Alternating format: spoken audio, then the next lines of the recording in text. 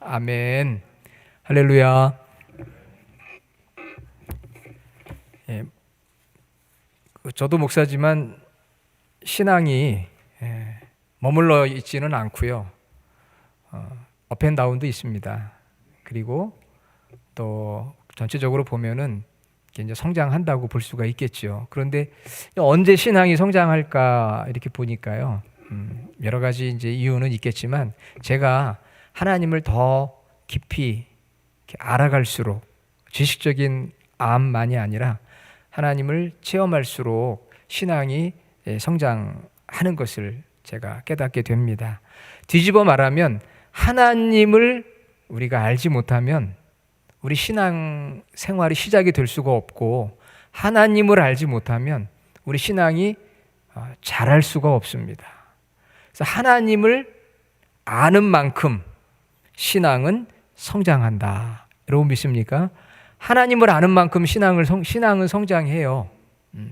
사람을 아는 만큼이 아니고요. 하나님을 아는 만큼 신앙은 성장한다. 그래서 우리가 힘써 하나님을 알도록 노력을 해야 됩니다. 하나님 말씀을 통해서 하나님을 더 깊이 알아가고 만나는 우리 모든 성도들이 되기를 간절히 원합니다. 하나님 어떤 분이신가? 하나님은 두 가지 속성이 있으셔요. 첫째는 하나님은 만물을 초월하시는 하나님. 영어로 하면 above를 쓰는 거죠. 모든 것 위에 초월하신 하나님. 그러나 동시에 우리 안에 또 우리와 함께 가까이 내재하시는 하나님. 그래서 하나님의 초월성과 하나님의 내재성을 성경은 강조하고 있습니다. 구약 성경은 하나님의 초월성이 많이 강조되고 있고요. 신약 성경은 하나님의 내재성이 많이 강조되고 있어요. 오늘은 사무엘상 5장을 통해서 하나님의 초월성에 대해서 같이 은혜를 나누고 말씀을 선포하려고 합니다. 초월이라는 것은요, 어떤 것 위에 있다 이런 뜻이에요. 어떤 것 위에, 그 어떤 것이 무엇인지는 말씀드리겠지만 어떤 것 위에 있는 하나님, 위에 있는 하나님.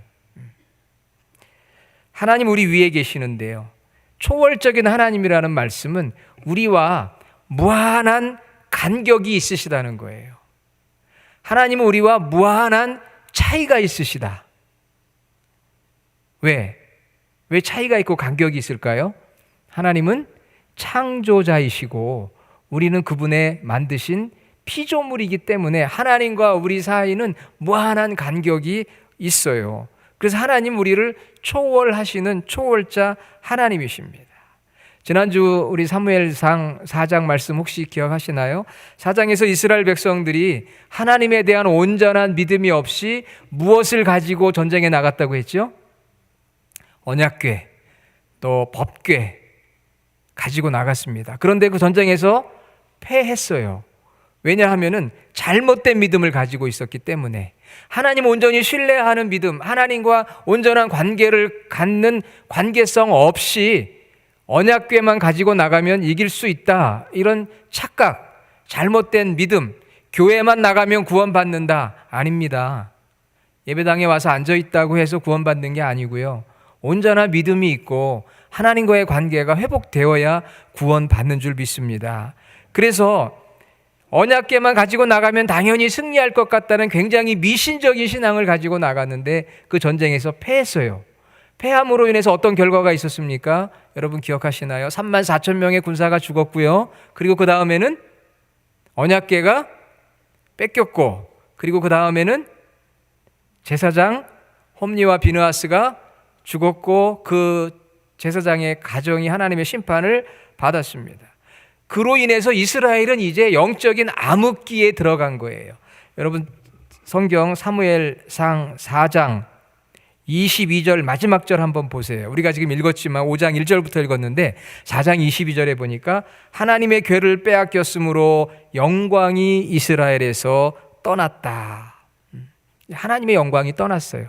하나님의 임재하심이 떠나버렸습니다. 여러분 이스라엘은 하나님의 선택된 민족 아닙니까? 선민이잖아요. 그런데 이제 하나님의 임재가 없는 영적인 어둠과 캄캄한 나라가 되었다. 이게 얼마나 비극입니까?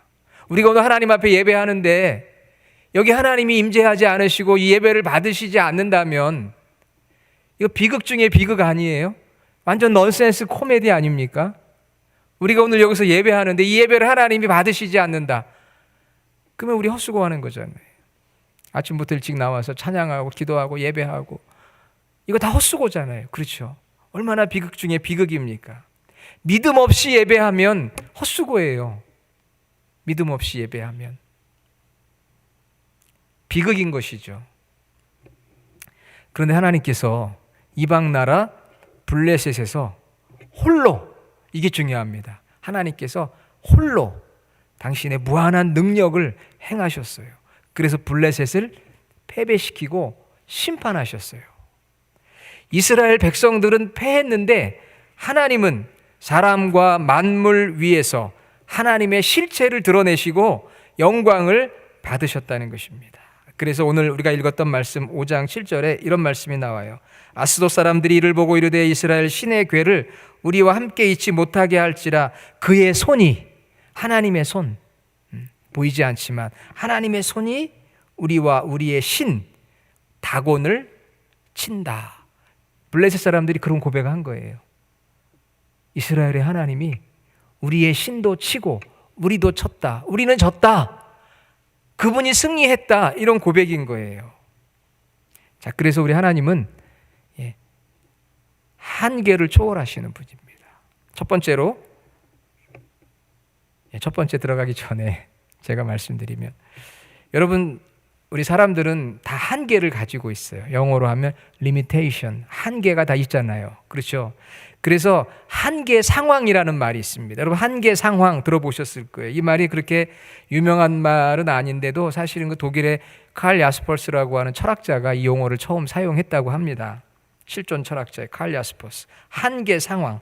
한계 상황이라고 하는 것은 누구나 다 좌절할 수밖에 없는 정말 일종의 벽을 말하는 거예요. 넘을 수 없는 벽. 요즘은 넘사벽이라는 말도 있는데 그거하고는 약간 차이는 있어요. 이건 내가 인간으로서 도저히 넘을 수 없는 벽. 그것을 한계 상황이라고 해요.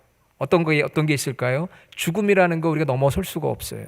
전쟁이 일어났을 때 우리 인간의 한계를 느낍니다. 또 고칠 수 없는 불치의 병에 걸렸을 때 내가 너무 무력해져요. 감당할 수가 없어요. 한계 상황을 느끼는 거죠.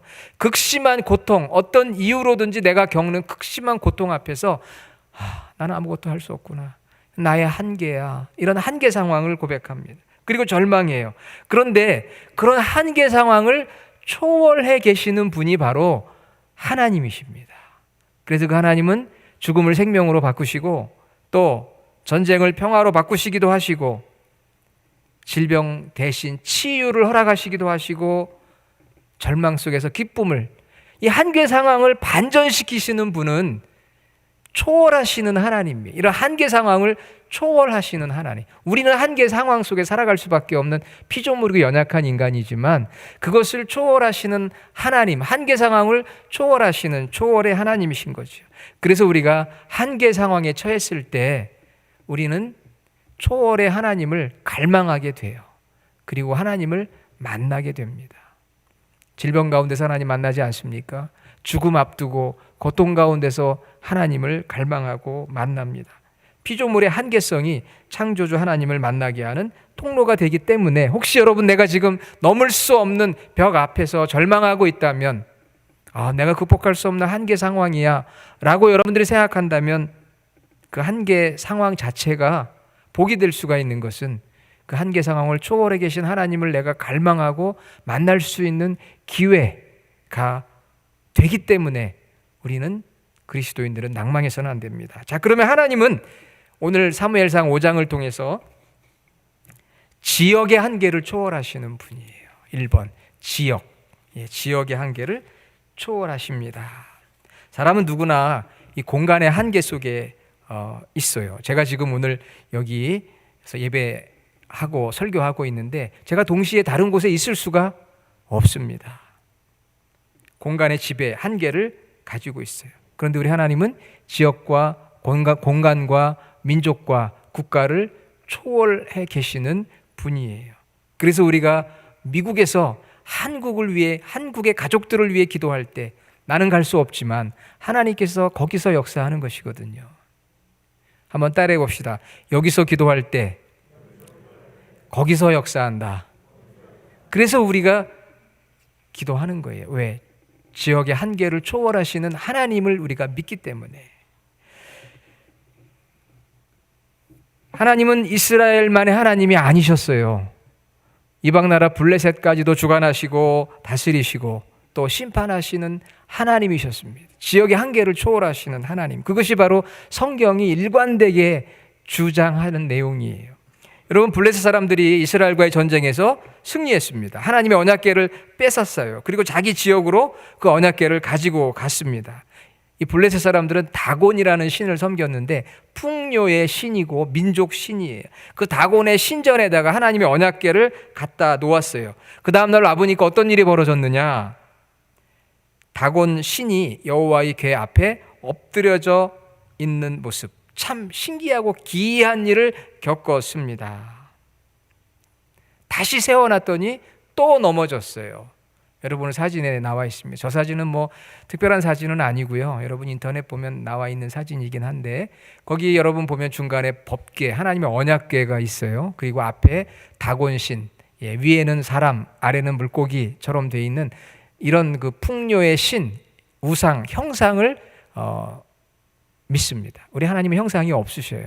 그런데 각 나라마다, 지역마다, 민족들마다 뭔가 형상을 만들어 놓고 신을 섬기는데 와보니까 저렇게 부러져 있고 넘어져 있고 그런 거예요. 이런 일이 벌어졌을 때 블레셋 사람들이 뭐라고 이야기했을까요? 이스라엘 백성들이 여기 와서 이렇게 했나? 여러분 그렇게 생각했을까요? 아니죠. 이상하다. 이거 분명 이스라엘 하나님이 하신 것 같다. 하실 자가 없다. 그런 고백을 해요. 여러분 그렇습니다. 하나님은 유일하신 세상을 주관하시고 초월하신 분이에요. 그래서 하나님께서 십계명 1계명에 너는 나 외에는 다른 신들을 내게 두지 말라. 다른 신들이 많다는 이야기가 아니에요. 너희들이 주장하는 생각하고 모시고 있는 그러한 신들, 존재들, 우상들 내 앞에 두지 말라. 왜? 그건 가증한 일이거든요. 하나님만이 유일하게 신으로서 온 우주 만물을 다스립니다. 오늘 그래서 우리가 예배당에서도 예배하고 또 가정이나 일터에서도 예배할 수 있는 것은 하나님은 지역의 한계를 초월해 계시는 분이기 때문에 우리가 온라인으로 예배하는 거예요. 여기서도 예배를 받으시고 거기서도 예배를 받으시기 때문에.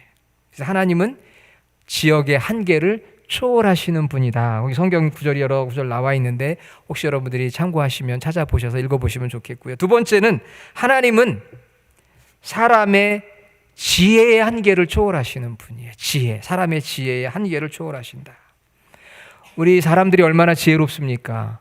21세기를 살아가는 과학 문명이 발달한 시대였는데 지난 2년 동안 우리는 코로나 팬데믹을 대처하는 과정에서 우리 자신들이 참으로 어리석고 무지하다는 것을 발견했습니다. 우왕좌왕하는 모습.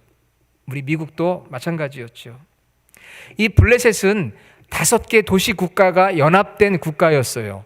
가사, 아스글론, 아스돗, 에그론, 갓이라고 하는 그 도시 국가 5개가 연합된 국가가 블레셋이었습니다. 그래서 블레셋에서는 어떤 중요한 결정을 하려고 하면 그 5개 도시 국가의 수장이 되는, 리더가 되는 사람들이 함께 모여서 어떤 문제에 대해서 의논을 하게 됩니다.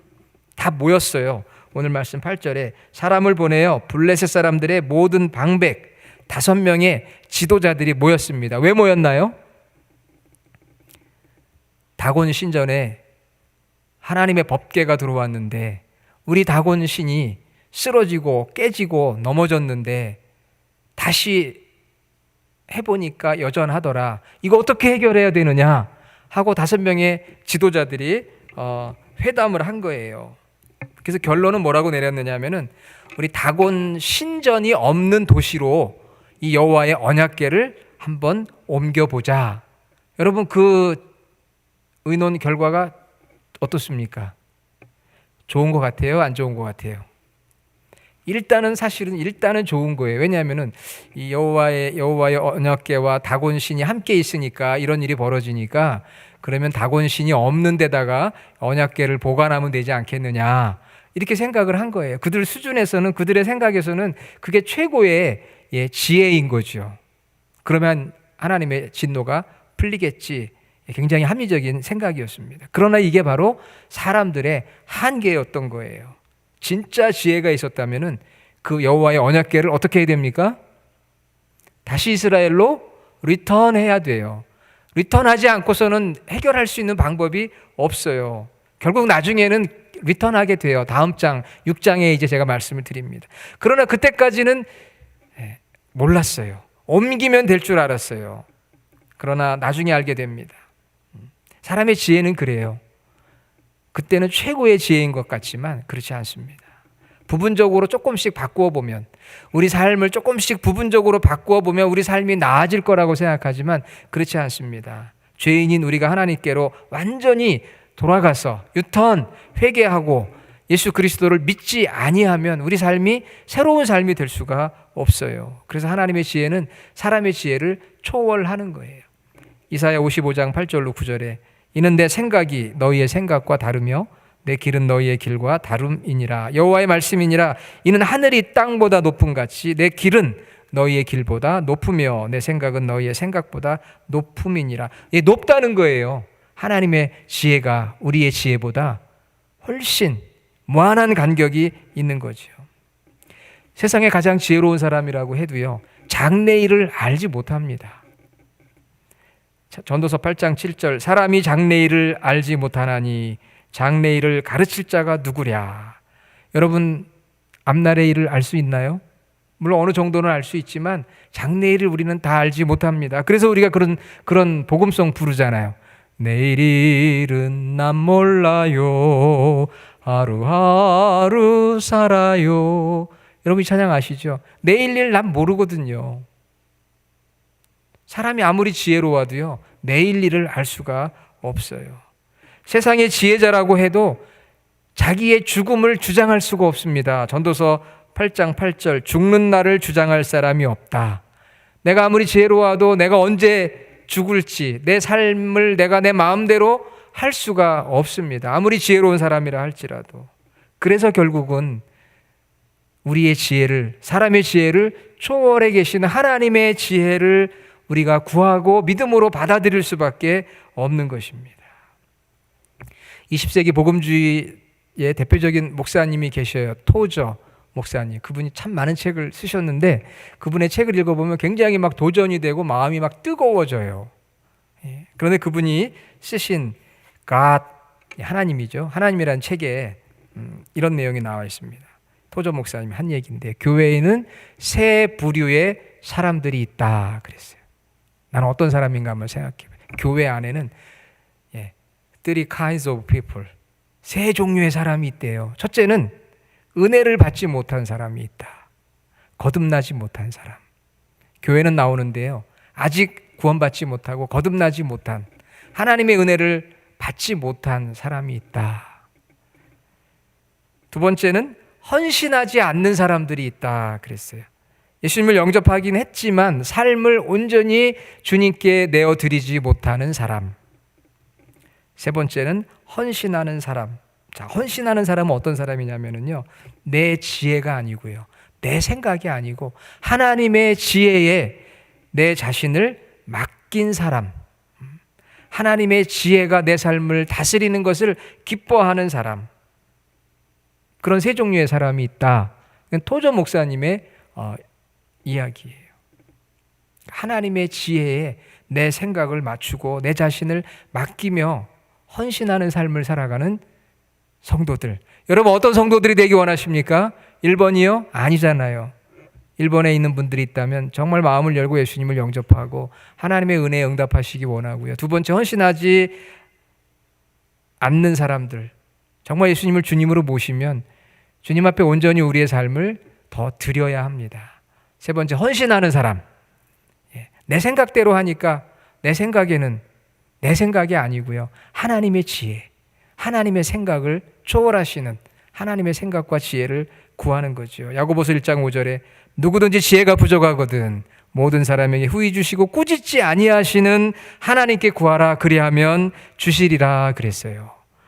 하나님 우리의 사람의 지혜의 한계를 초월하시는 분이기 때문에 하나님의 지혜를 구하세요. 여러분 오늘도 우리가 삶의 길을 앞두고 어떻게 해야 될까 고민이 얼마나 많습니까? 그때 저의 생각을 뛰어넘으시는 하나님의 지혜로 저를 인도해 주옵소서. 그런 간절한 갈망함이 우리 안에 모두 있기를 주님의 이름으로 축원합니다. 세 번째는요, 하나님은 사람의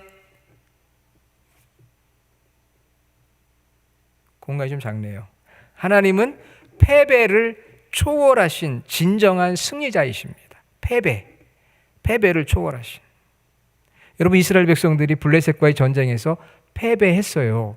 그런데 하나님은 패배했을까요? 아닙니다. 하나님은 패하지 않으셨어요. 하나님은 언제나 승리자이십니다. 여러분 우리 신앙이 굉장히 중요한 거예요. 하나님은 언제나 승리자시다. 블레셋에서 하나님은 홀로 승리자가 되어주셨어요. 다곤 신당을 무너뜨리고 독종의 재앙으로 아스돗과 가드와 에글론 지경을 쳐서 심판하셨어요. 블레셋 사람들은 그 언약궤를 여기저기로 옮기느라고 정신이 없었습니다. 자, 한번 우리 사진 한번 볼까요? 여러분 다 뭐 나오는 얘기긴 하지만 여러분 보실 때 왼쪽이 지중해예요. 이스라엘 팔레스타인인데요. 저 위에 보면 에벤에셀이 나오죠. 거기서 이스라엘 백성들이 블레셋과 전쟁했던 지역이에요. 거기서 언약궤를 빼앗겨가지고 언약궤가 어디로 갔습니까? 아래 아스돗이라는 데에 갔어요. 다곤 신전이 무너지고 또 독종이 생기고 그래서 모여서 의논해가지고 가드로 옮겼더니 역시 마찬가지입니다. 다시 에그론으로 옮겼어요. 똑같아요. 그래서 이제 다음 장에 베스메스와 기럇 여아림의 사건이 나와요. 다음 장에. 원래 이 언약궤는 어디에 있었습니까?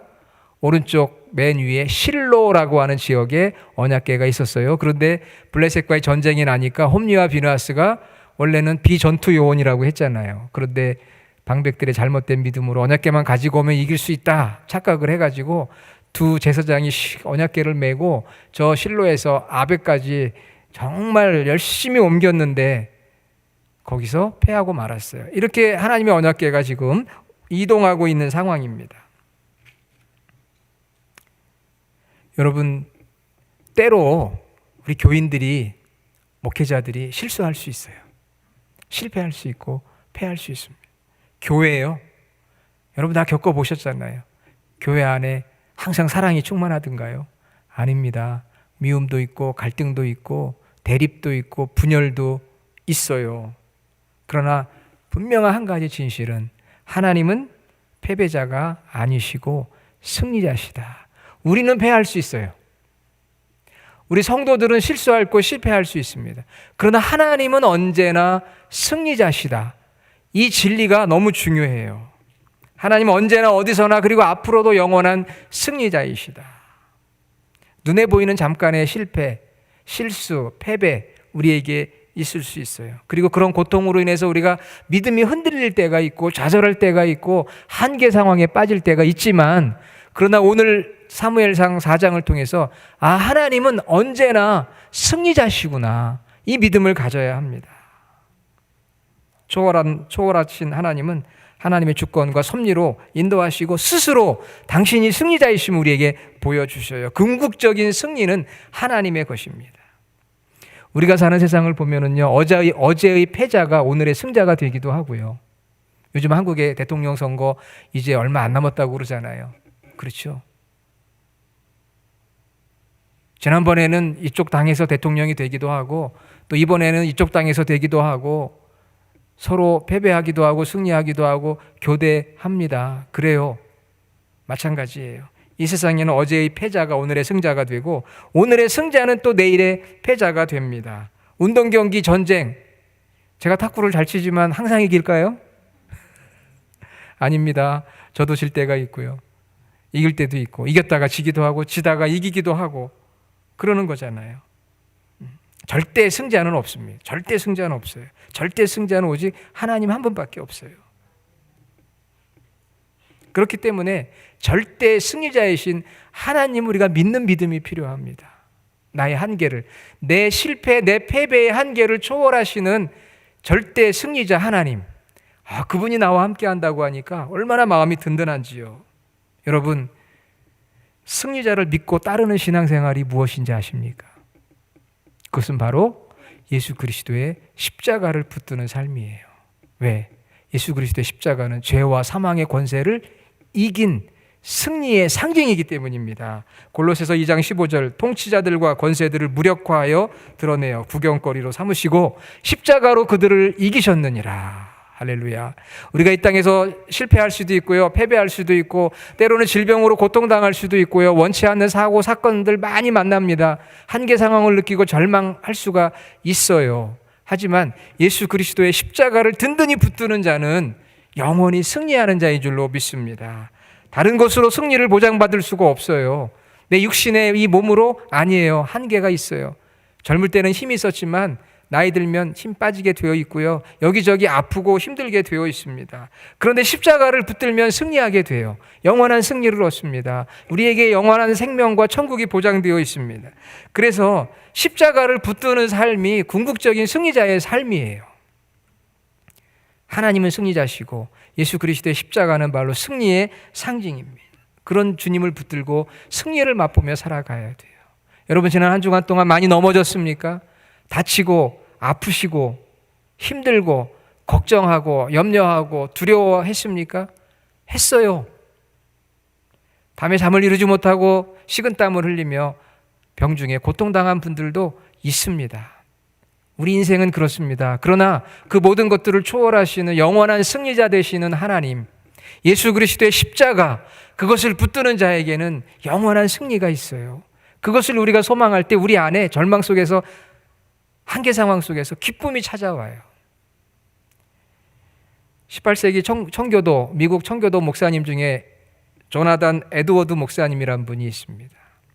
이분이 한 이야기 중에 하나님을 아는 만큼 그분을 신뢰할 수 있다 그랬어요. 제가 서두에 제 신앙의 고백을 했지만 하나님을 아는 만큼 그분을 신뢰할 수 있다. 여러분이 하나님을 신뢰할 수 없다면 하나님을 모르기 때문이에요. 하나님을 알면 하나님이 이런 초월적인 분이시구나, 영원한 승리자시구나 라고 생각한다면 하나님을 믿을 수밖에 없는 것입니다. 그 하나님을 인정하고 의지하고 경배하고 영원한 승리자, 지혜자, 어디나 계신 우리 하나님을 여러분들이 경배하는 삶, 유일하신 하나님, 그런 하나님과 함께하는 저와 여러분의 모든 삶이 되기를 간절히 주의 이름으로 축원합니다.